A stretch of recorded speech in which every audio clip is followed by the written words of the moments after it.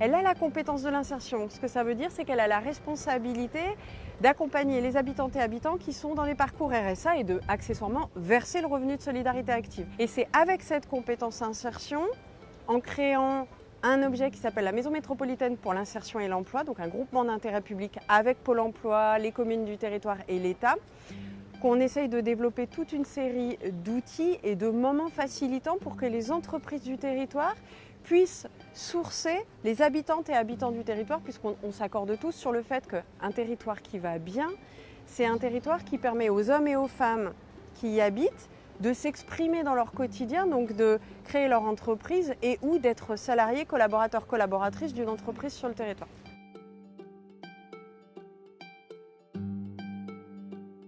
On a un grand nombre de créations d'entreprises, on a une augmentation de création d'emplois, on a un abaissement des chiffres du chômage, mais attention, les chiffres du chômage ne disent pas tout. 1, on a pas mal de chômeurs de longue durée, et 2, les hommes et les femmes qui sont en parcours de RSA sont pour la majorité en parcours depuis 4 ans.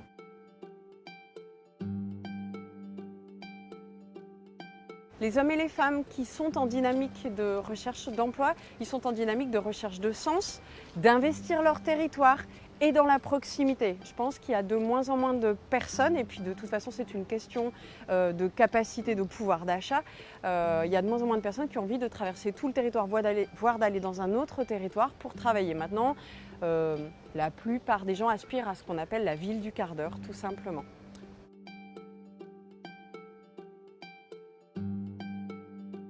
Il faut que les pouvoirs publics, au sens large du terme, avec les acteurs du territoire comme le village des recruteurs, trouvent des outils, des moments, des façons de faire se rencontrer les jeunes, les hommes et les femmes. Et ce que propose le village des recruteurs, de se positionner en plein centre de la zone centre, en plein centre de la métropole, accessible pour tout le monde, le métro, tout le monde connaît la place Bellecour.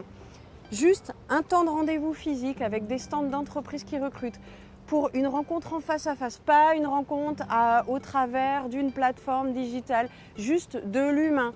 Je cherche un emploi, vous cherchez quelqu'un. Comment on peut se rencontrer, comment on peut se connecter? C'est une vraie opportunité, le village des recruteurs, pour ça. Moi, en tout cas, c'est ce qui me marque dans cette démarche, c'est de choisir un point central et une façon de se rencontrer simple et efficace, finalement, qui permet à chacun, chacune de se donner la possibilité de tester quelque chose, ne serait-ce qu'un échange comme ça avec un recruteur, ça peut permettre de faire cheminer.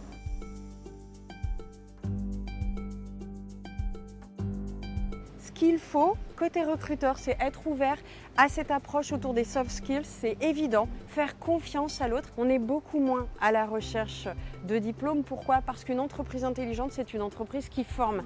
L'entreprise intelligente, c'est l'entreprise qui fait confiance à un homme et à une femme qui va s'investir pour le projet d'entreprise. Celles et ceux qui n'ont pas travaillé depuis plus d'1 an et celles et ceux qui sont en parcours de RSA depuis plus de 4 ans.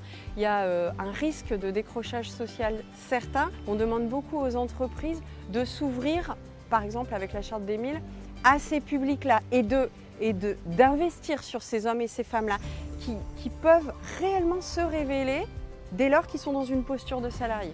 Et j'ai envie de dire aux hommes et aux femmes, aux recruteurs qui vont venir, qui vont tenir un stand sur le village des recruteurs et aux habitantes, habitants qui vont venir, prenez ce risque de la rencontre parce que peut-être que vous n'avez pas le bon diplôme, peut-être que vous avez le sentiment de ne pas avoir les bonnes compétences. De l'autre côté, peut-être que le recruteur, vous pensez que vous ne trouverez pas la bonne personne.